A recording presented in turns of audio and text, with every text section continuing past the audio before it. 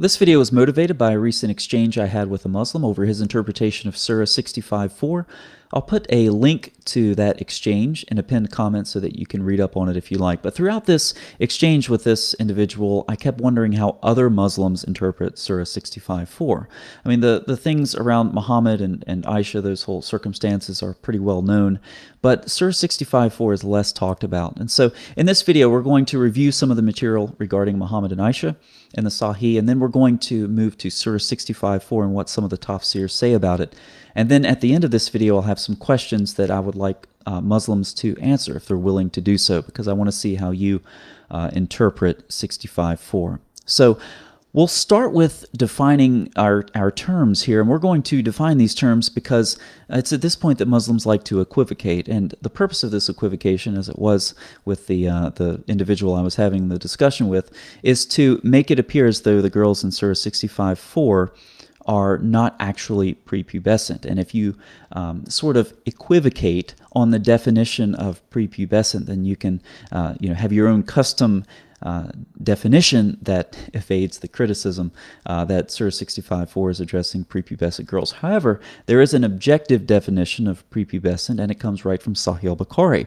So when we look at Bukhari 352, chapter 18, we see that the attaining of puberty and start of menses are used synonymously. Now, if you know how Bukhari works on sunnah.com, you'll see that there are chapters, and at the beginning of these chapters will be introductions in Arabic, and they're often not translated to English.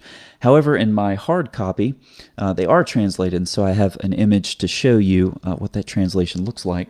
Once again, this is volume 3, book 52. The attaining of puberty by women is with the start of menses. Okay, so there's your definition right from Sahih al-Bukhari, which is the context that we're going to look at for several hadith here.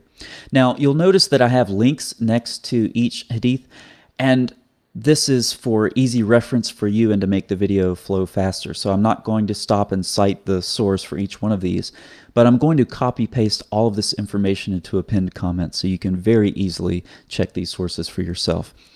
All right, regarding Muhammad and Aisha, of course, he married her when she was 6 years old, and he consummated his marriage when she was 9 years old. This is documented in numerous hadith that are rated Sahih.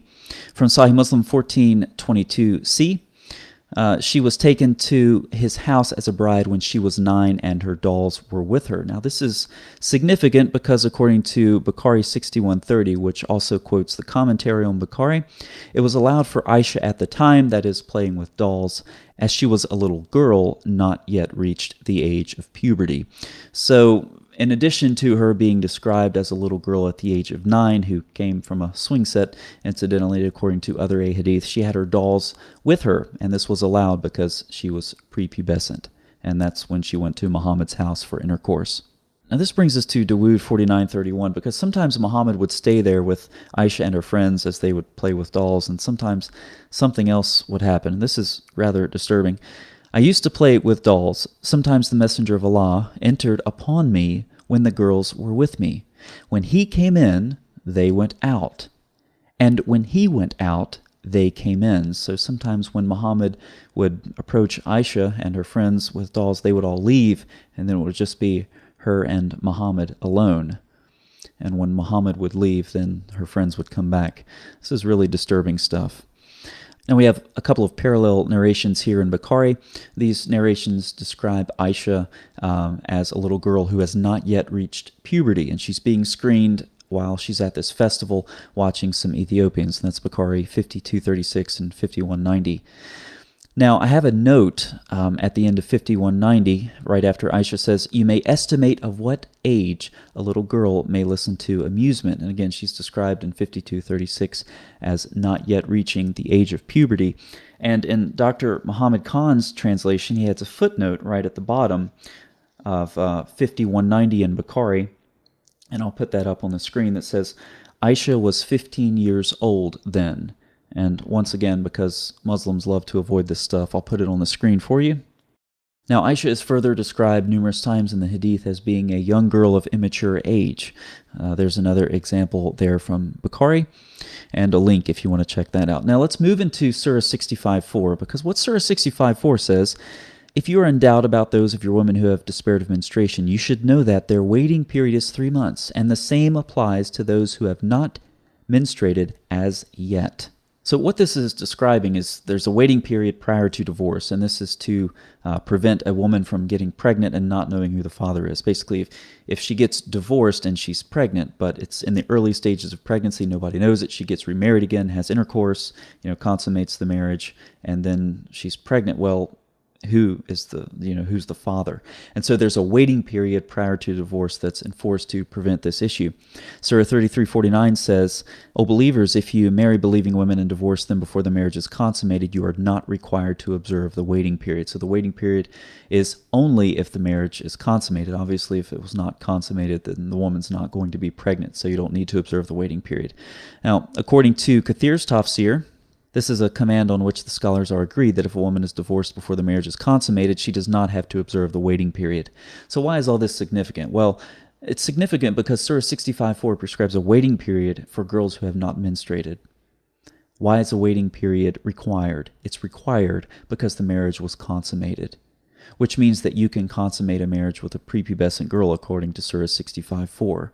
Now, Maududi triumphantly proclaims this. Therefore, making mention of the waiting period for the girls who have not yet menstruated clearly proves that it is not only permissible to give away the girl in marriage at this age. And what is that age? Well, it's the age of prepubescence, the age before menstruation. But it is also permissible for the husband to consummate the marriage with her. Now, Maududi anticipates the shock of his audience as he quickly adds, now, obviously, no Muslim has the right to forbid a thing which the Quran has held as permissible. And so Maududi lets the Quran interpret itself. A waiting period is required for girls who have not yet had their periods. A waiting period is required because a marriage is consummated. Therefore, you are allowed to consummate your marriage with a girl who has not yet reached puberty. This is the background of Surah 65:4 according to numerous tafsir. Let's look at a couple. From Jalalain, those who have not yet menstruated because of their young age. Again, those who are too young. And again, what about the waiting period of those who do not have menstruation because they are too young? And again, from Kathir, who have not reached the years of menstruation. Let's go back into the modern era with Sayyid Qutb. In this surah, the waiting period of a divorced woman or who is too young to have a period is specified. So you see this common thread, too young, too young, too young, too young to have a period, and there is a waiting period prescribed to them because you're allowed to consummate the marriage with these girls who have not yet reached the age of puberty. So with this in mind, I have a couple of questions for Muslims. Do you affirm or deny that a waiting period is required for divorce only if the marriage has been consummated in accordance with Surah 33:49? Do you accept or reject the numerous tafsir cited in this video which explicitly state that Surah 65:4 was revealed in part to address waiting periods for girls too young to menstruate? Moving from the tafsir to the Quran, do you affirm or deny that a waiting period is required in the Quran for girls too young to menstruate? Do you acknowledge the Quran makes provision for marriage, consummation, and divorce of prepubescent girls? If your own interpretation differs from what you've seen in this video, what is your textual basis for it? So Muslims, I'd like to see your answers to these questions. I'll be watching the comment section to see what you have to say. Thanks for watching. Have you ever wondered why there are so many ahadith which testify to Muhammad's engraved ring? Have you ever wondered why in the Quran it said that Solomon was given the power to control the wind? Have you ever wondered why Muhammad thought that some dogs were the shaitan? And after you're finished laughing at the story where a rock runs off with Moses' clothes, have you ever wondered what the source for that story is? Have you ever wondered why the story of Adam and Iblis in the Quran sounds so much like pre-existing legend?